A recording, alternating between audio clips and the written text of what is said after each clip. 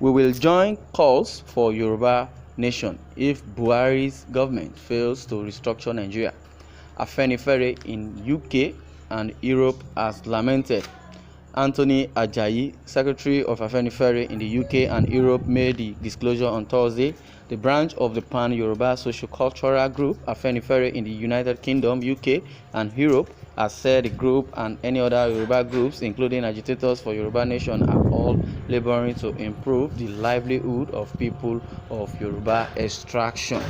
Anthony Ajayi, Secretary of Afenifere in the UK and Europe, made the disclosure on Thursday. In the statement, Ajayi implored all Yoruba people in Nigeria and in diaspora to see the struggle just like others as a liberation cause to bring huge development to Yoruba land. The Afenifere group in the UK and Europe on June 12, 2021 published an article in the media titled Democracy Day. UK Afenifere agitates regional structure for Nigeria, kick against secession, where it said the only solution to remain in Nigeria is to abolish the 1999 Constitution and a return to the Republican Constitution, the 1963 Constitution. Well, the statement, our position after carefully examining the existence of the sovereignty of Nigeria, is to ensure that we go back to the agreement and the drawing board which made Nigeria. This structure was what enabled Chief Obafemi Awolowo discharge exemplary leadership and made meaningful impact on Yoruba people. At independence, Nigeria was being run on a federal structure with 3 near autonomous regions.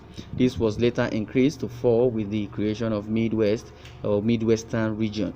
But the military junta that seized power in 1966 dismantled the regional structure and instead imposed a unitary system of government on the country. The damage this caused was devastating, and we are still writing under its debilitating or tainting effects even now, because the debilitating effect is even after us now. According to them, Obafemi Awolowo believed that federalism was a form of government best suited to the diverse populations of Nigeria, a position to which he consistently adhered. Also in 1945 in London, he helped found the Egbe Omo Oduduwa Society of the Descendants of Oduduwa, the mythical ancestor of the Yoruba-speaking people, as organization devoted to the study and preservation of Yoruba culture. In 1950, Awolowo founded and organized the Action Group political party in Western Nigeria to participate in the Western regional elections in 1951. The Action Group's platform called for immediate termination of British rule in Nigeria and for development of various public welfare programs, including universal primary education, increase of health services in rural areas, diversification of the Western regional economy, and democratization of local governments.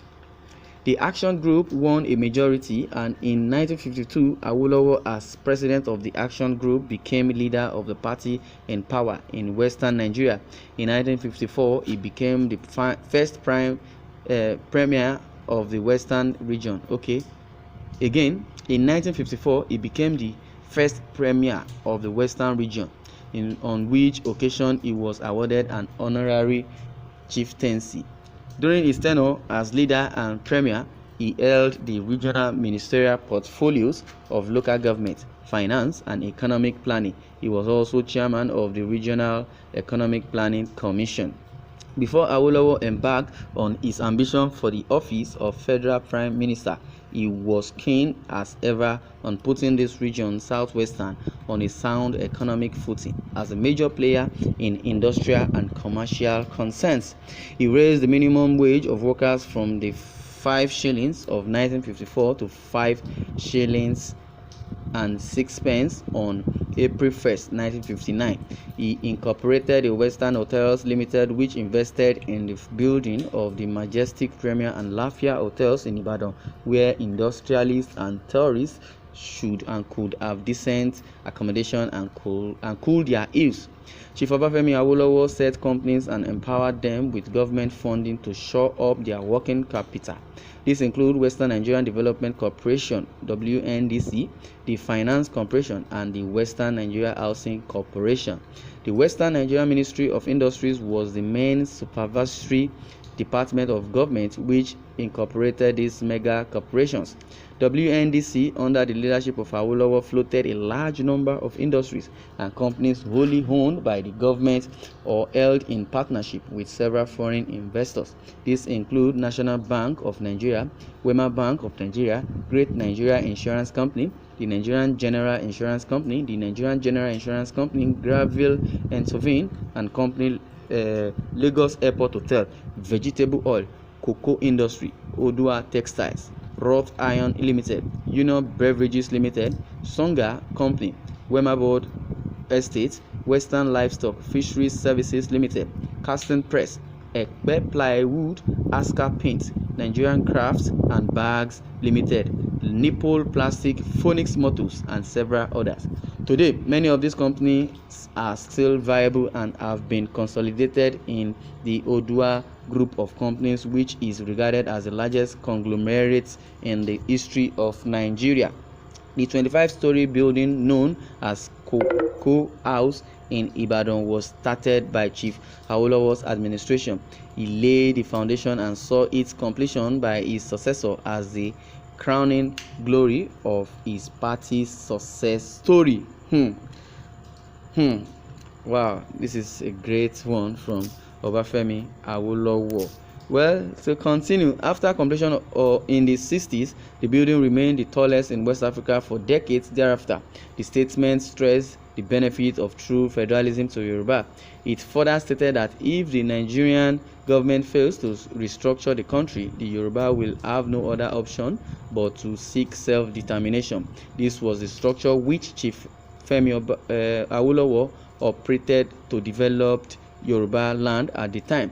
This is why we are fighting for restructuring now, so that we can have the same autonomy to develop our land. Therefore, no Yoruba group should insinuate division, as we are all fighting for a better Yoruba land. Our position is that if the Nigerian government refuses to restructure, we will have no choice and option than to join the call for a Yoruba nation. That is the word from Afenifere, United Kingdom and Europe.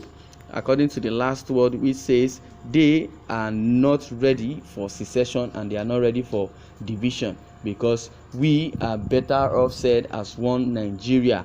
But our position is that if the Nigerian government refuses to restructure, we will have no option than to join the call for a Yoruba nation, which means they are ready for secession if eventually the government does not restructure, and the time is now. If it does not restructure, they would join Yoruba Oduduwa agitation for secession, for division, for Yoruba nation. Likewise, the Igbos are ready to join the indigenous people of Biafra for a Biafra republic. Well, what is your take over this article? Don't forget to share this so that others can be aware. Thanks for listening, and God bless you.